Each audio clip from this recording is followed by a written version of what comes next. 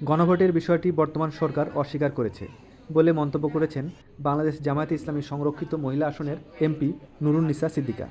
তিনি বলেন, বর্তমান সরকারের স্বরাষ্ট্রমন্ত্রী সালাউদ্দিন আহমেদ বলেছেন গণভোট সংবিধানে নেই, কিন্তু যে সংবিধানে 2029 সালে নির্বাচনের কথা উল্লেখ রয়েছে সেই নির্বাচন রাষ্ট্রপতির আদেশে 2026 সালে অনুষ্ঠিত হয়েছে।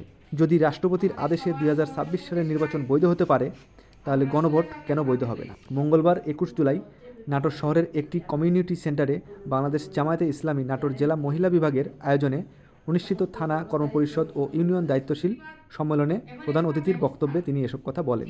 অনুষ্ঠানে বিশেষ অতিথি হিসেবে বক্তব্য রাখেন বাংলাদেশ জামায়াতে ইসলামীর সংরক্ষিত মহিলা আসনের সংসদ সদস্য সাবিকুন নাহার মুন্নি এবং রাজশাহী অঞ্চলের দায়িত্বশীলা সাবরিনা শারমিন বনি।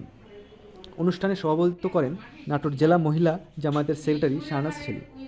সম্মেলনে জেলার বিভিন্ন উপজেলা ও ইউনিয়ন পর্যায়ের দায়িত্বশীল নেতৃত্বে অংশ নেন। গণভোটের ভোটটাকে বর্তমান সরকার, বিশেষ করে আমাদের স্বরাষ্ট্রমন্ত্রী অস্বীকার করছেন যে গণভোটের কথা সংবিধানে নেই। তাহলে যেই সংবিধানে উল্লেখ আছে যে 2029 সালে নির্বাচন হবে, রাষ্ট্রপতির আদেশ বলে সেই নির্বাচনটা হয়েছে 2026 সালে। তো 26 সালে নির্বাচন তো সংবিধান পরিপন্থী।